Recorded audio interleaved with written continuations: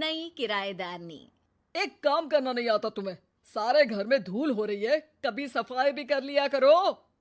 यहाँ पूरा दिन लगकर दोनों बाप बेटे का काम करो, साथ में ताने भी सुनो। जब मैं बोलती हूँ कि ऊपर वाले पोर्शन में किराएदार रख लो, अरे सफाई भी रहेगी, पैसे भी आएंगे, तब तो किसी को मेरी बात सुननी नहीं होती। हो गया टैप रिकॉर्डर शुरू। ये कहते हुए राज घर से बाहर निकल जाता है, जिसके बाद शिविन अपने कमरे से निकलकर नेहा के पास आता है। क्या यार मम्मी, कितनी बार बोला है टाइम से उठा दिया करो, हो गया ना मैं कॉलेज के लिए लेट। दुनिया की सारे गधे घोड़े बेच कर तो तू सोता है, पता भी चलता है तुझे कि मैं कितनी बार उठाने आती हूँ। बस दोनों बाप बेटों को घर से निकलते हुए लेट होने की फिक्र है, वापस आते हुए कितना भी लेट हो जाए कोई फिक्र नहीं। ओहो मम्मी, ओवर एक्टिंग मत किया करो। माँ की बातें अब ओवर एक्टिंग ही तो लगेगी ना, मेरी तो कोई फीलिंग्स ही नहीं है। क्या करूं, मर जाऊं क्या मैं? ओफो मम्मी, जा रहा हूं मैं, बाय। शिविन चला जाता है और नेहा बेचारी किलस्ती अपने घर के कामों में लग जाती है। इसी तरह चलती है नेहा की जिंदगी, जिसमें उसके ज्यादा बोलने वाली आदत की वजह से उसका पति और बेटा उसकी फीलिंग्स की कदर किए बिना हमेशा उससे दूर भागते रहते हैं। पूरा दिन घर में अकेले रहो और जब पति या बेटे से बात करने जाओ तो उनके नखरे अलग। अब मुझे ही कोई अच्छा किराएदार ढूंढना पड़ेगा। इसी के साथ नेहा किराएदार की खोज शुरू कर देती है, जिसके कुछ महीनों बाद दूसरे शहर से यहाँ पढ़ने के लिए आई निम्मी घर ढूंढते हुए नेहा के पास आती है और वो उसे किराए पर रख लेती है। अगली सुबह हमेशा की तरह राज और शिविन अपनी जल्दी में होते हैं कि निम्मी वहां आ जाती है।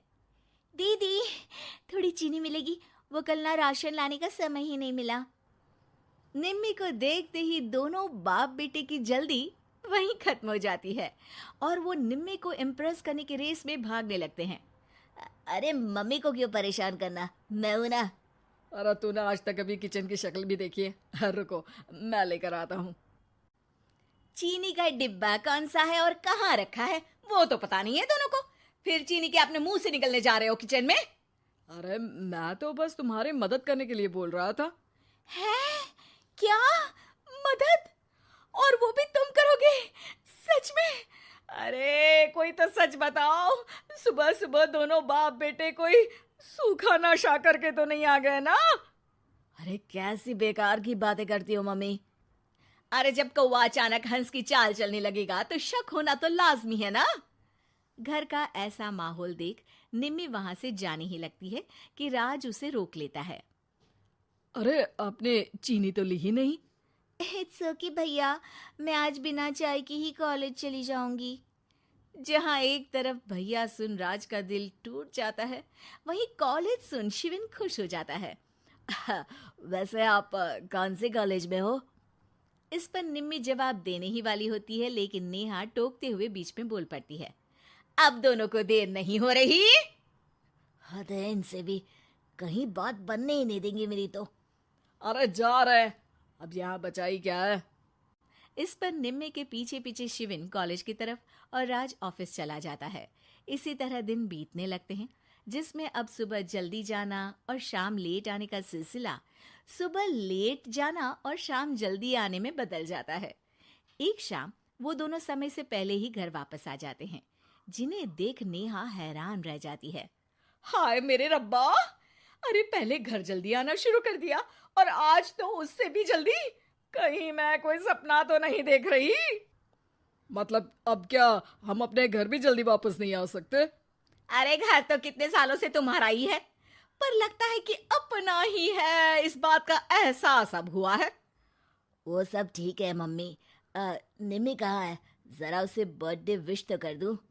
अरे वाह रे, आज तक तो अपनी माँ का बर्थडे तुझे याद नहीं रहा, उसका बहुत याद है।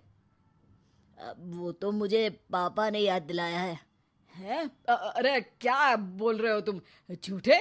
नहीं बेबी, देखो मुझे तो तुम्हारा बर्थडे भी याद नहीं रहता, तो उसका कहाँ से याद रहेगा मुझे?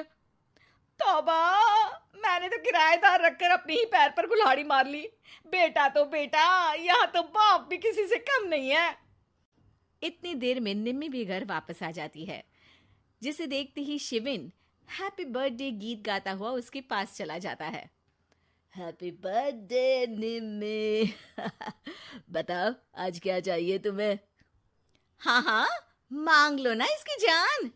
अरे नहीं नहीं, मुझे कुछ नहीं चाहिए, बल्कि मैं तो आज आप लोगों को कुछ देने आई हूँ। क्या क्या देने आई हो? निम्मी अपनी बैग में से मिठाई का डिब्बा और शादी का कार्ड निकालती है। ये मेरी शादी का कार्ड और मिठाई। आप सबको मेरी शादी में जरूर आना है और इसी खुशी में मिठाई खाइए। निम्मी की बात सुनकर जहां शिविन और राज शॉक में आ जाते हैं, वहीं नेहा हंसने लगती है। दिल के अरमां आंसुओं में बह गए। नेहा की बात से कंफ्यूज्ड निम्मी उससे इसकी वजह पूछती है, जिस पर नेहा अपने पति और बेटे की सारी करामातें उसे बताती है।